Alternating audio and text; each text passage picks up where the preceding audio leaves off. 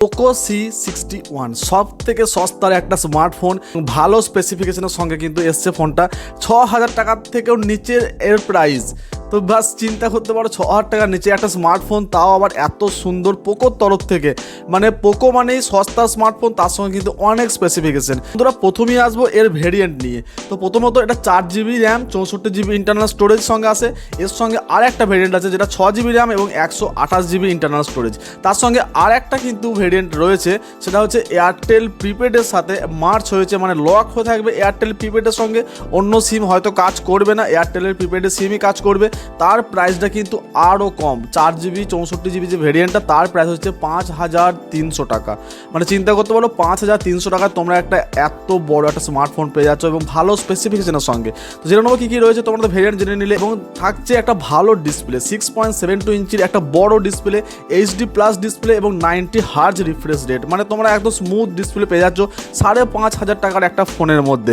এবং প্রোটেকশন যদি বলি, এখানে থাকছে গরিলা গ্লাস 3 প্রোটেকশন। মানে এই 5,000 টাকা ফোনের মধ্যে গরিলা গ্লাস প্রোটেকশনের সঙ্গে তোমরা এত ভালো একটা ডিসপ্লে পেয়ে যাচ্ছ। কন্টেন্ট কনজিউম করতে, ক্যাজুয়াল গেমিং করতে কিন্তু অনেকটা সুবিধা হবে। যদি বলি গেমিংয়ের কথা, তাও জেনে নেব এর প্রসেসর কী রয়েছে। এর মধ্যে রয়েছে একটা দারুণ সুন্দর একটা প্রসেসর মিডিয়াটেকের তরফ থেকে, মিডিয়াটেক হেলিও G36 এর একটা প্রসেসর। তো এই প্রসেসরটা বেসিক্যালি তোমরা ডে টু ডে যে টাস্কগুলো করো, তোমরা ফেসবুক, ইনস্টাগ্রাম, মেসেঞ্জার, তোমরা যা দেখো সোশ্যাল মিডিয়া অ্যাপস, তারপর কল, SMS, তোমরা সব কিছু করতে পারবে, একদম স্মুথলি এক্সপিরিয়েন্স পাবে। কারণ এর ডিসপ্লেতে 90 হার্জ রিফ্রেশ রেট রয়েছে। প্রত্যেকটা অ্যাপসের সাথে 60 এবং 90-র মধ্যে সুইচ করে তোমরা ইউজ করতে পারবে। এবং যদি ক্যাজুয়াল গেমিংয়ের কথা বলো, তো টেম্পল রান, তারপরে তোমার ক্যান্ডি ক্রাশ, অ্যাংরি বার্ড, এরকম ধরনের যে গেমগুলো রয়েছে এই ক্যাটাগরি, তো তোমরা আরামসে কিন্তু খেলতে পারবে। এবার এর মধ্যে যদি তোমরা হেভি গেম টাস্ক করতে চাও, যেমন BGMI বা কল অফ ডিউটি বা ফ্রি ফায়ার, এরকম ধরনের গেম যদি তোমরা খেলতে যাও, হয়তো প্রথম দিকটা যতক্ষণ ফোনটা ঠান্ডা থাকছে ততক্ষণ কিন্তু ফোনটা খুব স্মুথ চলবে। তারপরে যখন ফোনটা যদি হিট হবে, তখন কিন্তু তোমরা ফ্রেম ড্রপ দেখতে পাবে। এমনটা নয় যে ফোনটা কিন্তু একদমই বন্ধ হয়ে যাবে বা গেমটা চলবে না।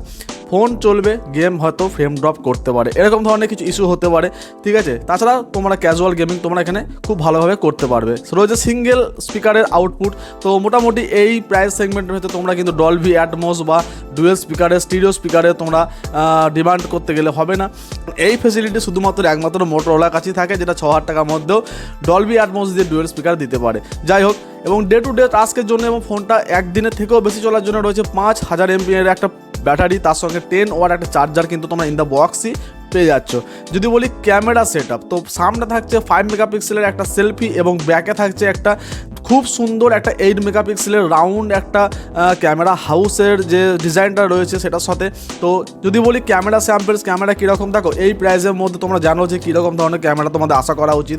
তো তার থেকে ফার বেটার ক্যামেরা এখানে প্রোভাইড করা হয়েছে। তো নাইট মোড বা নাইটে ছবি বাদ দিলে বা লো লাইট কন্ডিশন বাদ দিলে, তোমরা যদি ব্রাইট ডেতে তোমরা ছবি তোলো, যথেষ্ট ভালো পোর্ট্রেট শট এবং যে মেন ক্যামেরা শট সেটাও ভালো আসবে। সেলফি অ্যাভারেজ বলতে পারো, ঠিক আছে। এই প্রাইসের মধ্যে বেশি আশা করা যাবে না। বেসিক্যালি এই ফোনটা কাদের জন্য? তো দেখো, এই ফোনটা বেসিক্যালি হচ্ছে যারা বাড়িতে মধ্যবয়স্ক বা একটু বয়স্ক, যারা হয়তো কিছুদিন আগে বা কিছু বছর আগে কিপ্যাড ফোন থেকে সুইচ করেছে বা অন্য একটা ফোন ট্রাই করার চেষ্টা করছে, তাদেরকে তুমি এই ফোনটা গিফট হিসাবে করতে পারো। এমনটা নয় যে তুমি আইফোন ইউজ করছিলে, তুমি আইফোনের বদলে এই ফোনটা তুমি ইউজ করতে পারবে, এমনটা নয়। সেকেন্ডারি ফোন হিসেবে তোমরা এটাকে রাখতে পারো, জাস্ট কল পিকিং এবং জাস্ট SMS অ্যালার্ট বা এরকম বা হোয়াটসঅ্যাপ মেসেজ সেন্ড করার জন্য তোমরা এটাকে রাখতে পারো।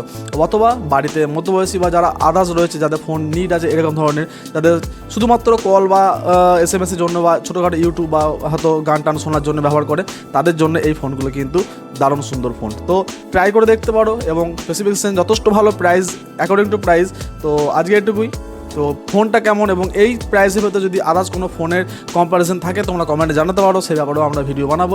তো আজকে এটুকুই, দেখা হচ্ছে নেক্সট ভিডিওতে।